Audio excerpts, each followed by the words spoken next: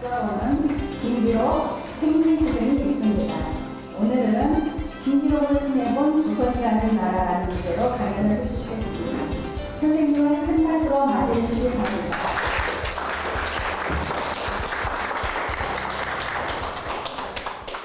안녕하세요.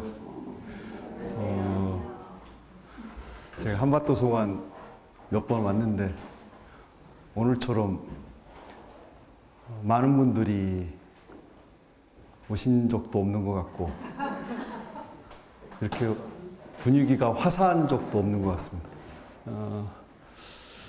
징비록은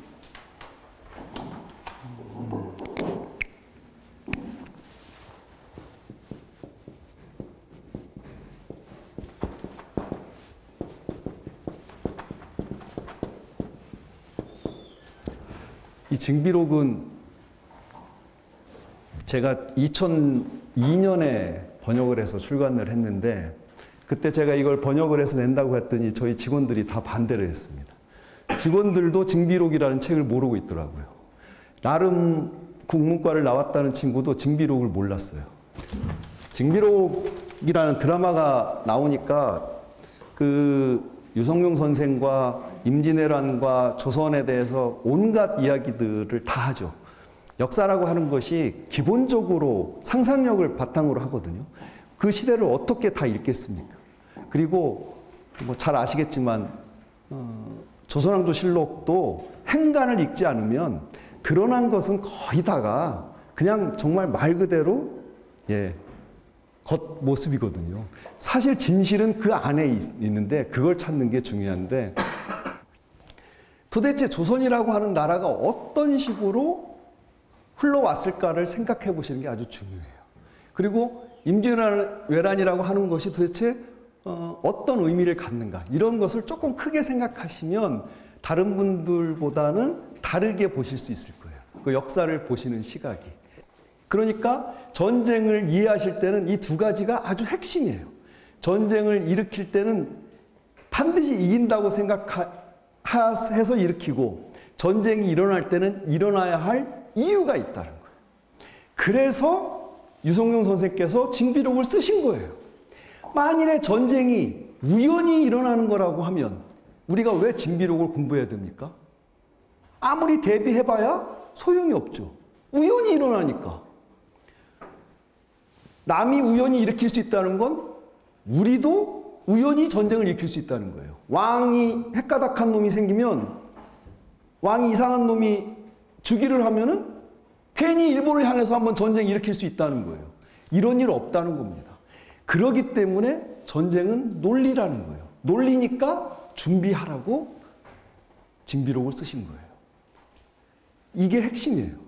일본도 도요토미 히데요시가 통일을 했는데 나라를 어떻게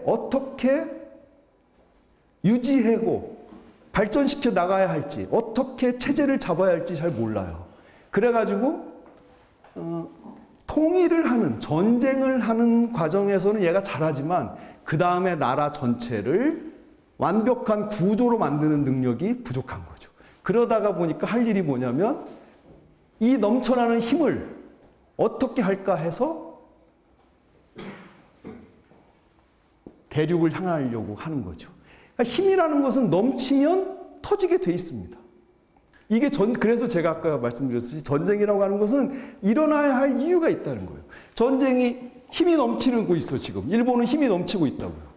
그리고 통일이 됐다고요. 통일이 됐다는 것은 자신감이 있다는 거죠. 그래서 격변이 일어나고 있는 거예요, 지금. 그 다음에 중국에서는 명나라가 사양길로 접어들면서 그때 후금이죠. 나중에 청나라가 됐는데 후금이 힘이 왕성하게 표출이 되기 시작합니다.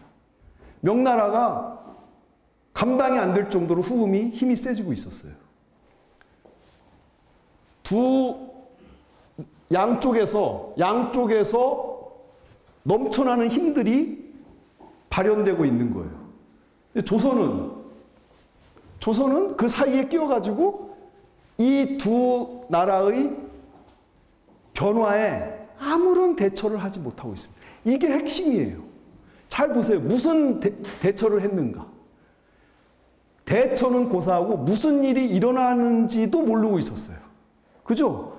이 두 나라가 힘을 막 어찌할 줄 모르고 있는데 조선은 에헤야 디야 이러고 있다고요. 이미 조선은 임진왜란을 계기로 전의 조선과 후의 조선으로 나뉩니다. 그리고 그 다음에가 정말 마음이 아픈 건데 가장 마음이 아픈 게 광해군입니다. 저는 광해군이 가장 마음이 아파요. 광해군은 제가 공부한 바에 의하면 조선 군주 중에는 저보고 1위 순위를 매기라고 그러면 1위라고 매겨요. 그러면은 광해군을 우리가 딱 떠오르면은 제일 먼저 생각하는 게 뭐냐면 광해군의 실리 외교를 생각해요. 근데 그렇게 표면적인 걸 보시면 안 된다는 거예요. 표면적인 걸 보시면 안 된다는 겁니다. 아까 말씀드렸잖아요. 왕이 우리나라 그 임진왜란이 났을 때 왕이 도망갔죠. 평양으로 도망갔다가 나중에 의집까지 도망을 가는데 그랬을 때 백성들은 이미 조선이라는 나라를 인정하지 않는 거예요. 1636년에 그렇게 하고 나서 그 다음에 나라 1600년대 이후로부터 1900년대 한일 합방, 한일 병합이라고 하는데 요새는 한일 병합까지 한일 강제 병합까지 약 250년 동안 우리 역사 조선에서 조금이라도 우리가 기억하는 왕은 딱 2명이에요. 영종조. 2명밖에 없습니다. 그 영종조가 문화적으로 그렇게 무언가를 남길 수 있었던 것은 청나라가 우리나라에 대해서 관심을 안 가졌기 때문에 그래요. 우리가 이미 항복을 했기 때문에 이제 그냥 봐주는 거지. 그러지 않으면 그때도 매일 군비 뭐 이런 거 하다가 끝나요. 근데 그렇게 안 한다고. 문치를 하지. 그리고 그건 대단히 짧은 기간이에요. 그 다음에는 뭐 왕들 중에 기억나는 사람 있나 잘 보세요. 뭐 숙종이 뭐 했는지 뭐 기억도 안 나죠. 주로 뭐 당파 뭐 이런 거. 별거 없다고요. 효종 뭐 조금 하다가 뭐 어떻게 죽고 뭐 아무것도 없어요. 그 조선은 이미 임진왜란이 끝나고 나서는 조선이라고 하는 나라가 역사적으로 의미가 별로 없어요.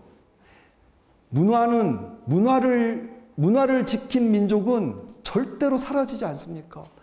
저 보세요. 저 중앙아시아나 저 세르비아 저쪽 그 뭐 유럽에서도 자기 문화를 지키고 있던 나라들은 사라졌다가도 반드시 다시 나옵니다. 뭐 이스라엘이 대표적인 경우지만.